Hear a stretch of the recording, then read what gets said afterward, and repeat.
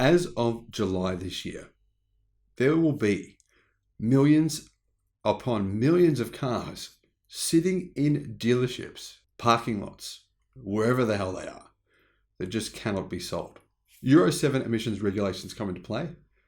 And after they do, in July, those cars are scrap. They are literally scrap. Now, the only choice that automakers make in these cars, Toyota, General Motors, Ford, Volkswagen, Audi, BMW, Mercedes, the majority of the cars that they make, in fact more than 90%, are exactly these cars that will not be legal to sell in only months. These automakers have no choice but to dump these cars on the market at an enormous loss.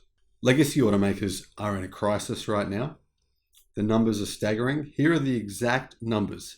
The inventory of General Motors, Ford, Toyota, BMW, Audi, Volkswagen, etc., etc., etc. You've heard it all before, but right now it's actually the biggest inventory in history. It's the worst situation for legacy automakers in history. They have nearly 4 million cars sitting around gathering dust. Their factories are being essentially mothballed. Even BYD has actually turned off some of their production lines.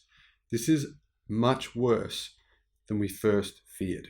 This is part 2 of my video series about what is going on in China and how that is affecting the automotive industry worldwide, and it is.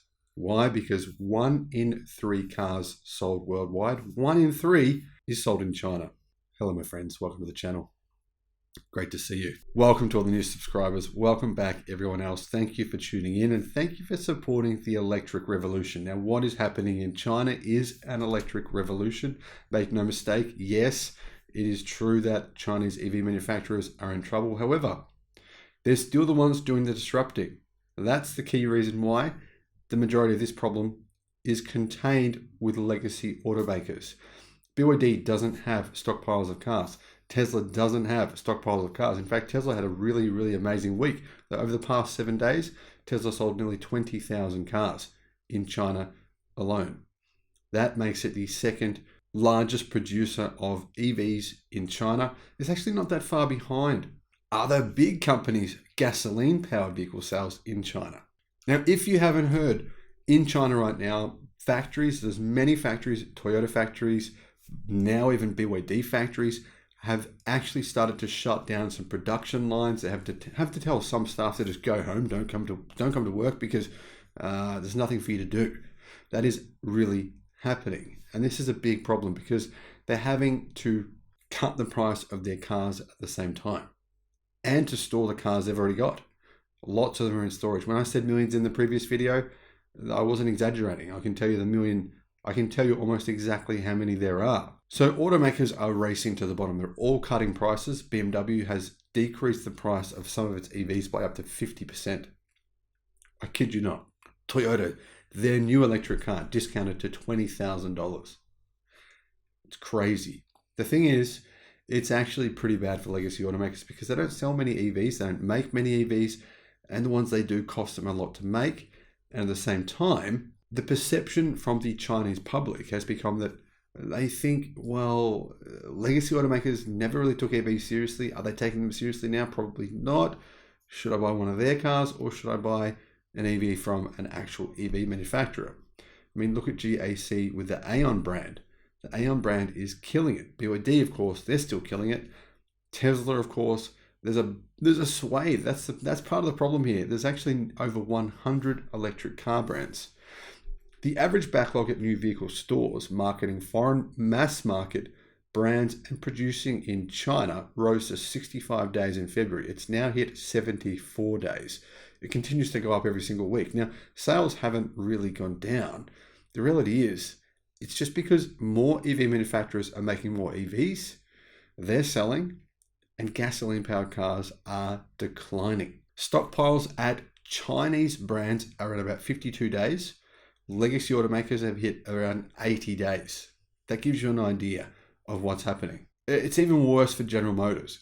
Cadillac, 83 days. What about the Buick brand? Well, Buick, 75 days. Now, you probably think Cadillac and Buick are not that relevant, but actually they are. They're massive sellers for General Motors in China, and GM relies on China. In fact, nearly half of their sales worldwide are in China. It's a big problem here for General Motors. Current inventory stock is at 3.51 million cars. 3.51 million cars. That's huge. But that's only what we know about. You know what it's like in China? People often hide the real numbers. Do you really think that legacy automakers are really giving us the true full picture, the true full story? I don't think so. Now, add to that the many automakers that are not counted. They're just not really on the radar of the Chinese automobile, so basically the Chinese government. They're just considered side players, but they still sell hundreds of thousands, if not millions of cars. There's so many of them. Go onto Alibaba, go onto these various Chinese car websites, you'll see they are selling so many cars at incredibly cheap prices. And they are selling, but they do have a lot of inventory as well.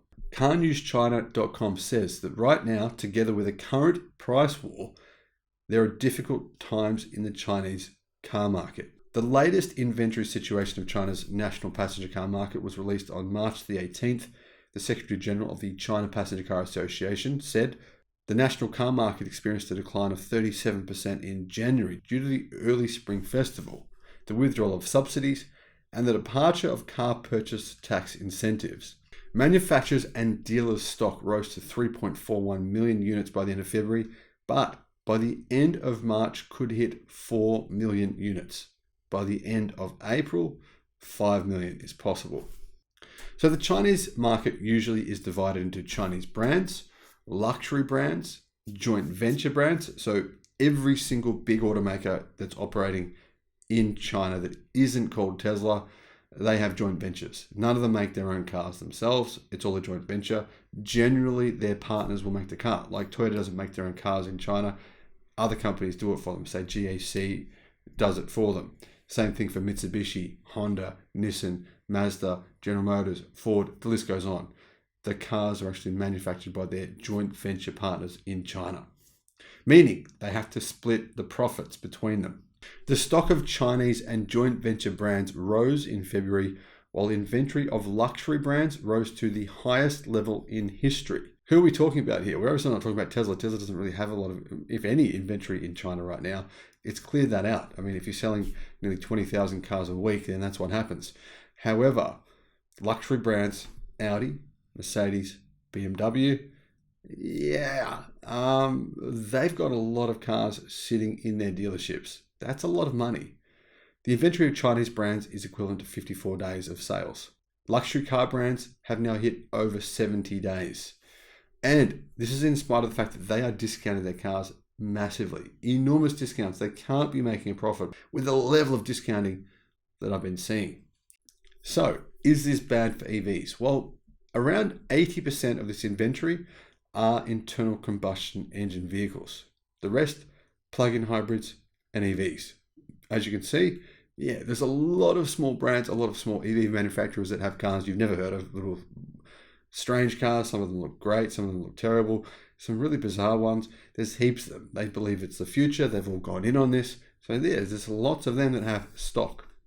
In terms of actual EV manufacturers, not a whole lot of stock is around, even though, yes, this has been a real battle for them.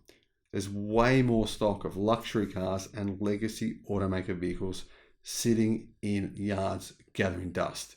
Now, when you consider that plug-in hybrids and EVs account for more than 35% of total sales in the Chinese market, CarNewsChina.com says that EV stock is equivalent to approximately 40 days of sales. And internal combustion engine vehicles have 70 or more than 70 days of sales, probably closer to 80 by the time you're watching this video. In other words, twice as much inventory. 40 days of inventory is actually fine. That's pretty normal. 80 days, that's getting to catastrophe level. And I mean catastrophe. You think it's not? Well, the second biggest automaker in the world, sometimes the first, Volkswagen Group. They have $190 billion in debt. 50% of their profit, 50% of their worldwide profit comes from China. Let's say that goes down to 25%. How do you think they're going to continue to appease their debtors, especially when they're just about to borrow $200 billion?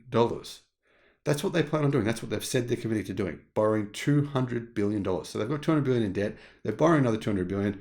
But even worse than that, they have to write off. They have to write off production lines, factories all over the world that are dedicated to building gasoline-powered cars, which are no longer being bought by the world's biggest car market. That is a disaster. And it's not just the Volkswagen Group. It's probably significantly worse for Toyota and for the Japanese automakers who haven't taken EVs seriously at all. And to be honest, they're just paying lip service. They still aren't taking them seriously. Car News China says that car sales in China in the first 2 months of this year have fallen more than 20% versus last year due to the Federal Reserve rate increase and China's economic downturn. At the same time, due to expansion of EV market share, internal combustion engine vehicles have been getting squeezed. Inventory levels of some car companies are increasing to the point where they could have to do what just happened with Stellantis. Chrysler and other brands such as Jeep declared bankruptcy in China within the last 12 months. Could others have to do the same? It's very possible. But there's one big problem that I haven't talked about yet, and that is this, and it's bigger than everything I've just said. New cars that don't actually meet Europe's Euro 7 emissions regulations, which are extremely punitive, extremely restrictive. Very few of the cars that are being sold in China actually meet them. Well, they can't be bought or sold after the 1st of July, 2023. In other words, by then, there'll likely be 4+ million cars sitting in inventory at dealership lots, at, parking lots that can't actually be sold. If you think that's not a problem, well, when you're talking about a debt bomb of more than $1 trillion, yes, it is a problem. There very well could be a huge economic downturn worldwide as a result of these legacy automakers struggling to repay their debts. Let me know your thoughts in the comments, and thank you for watching.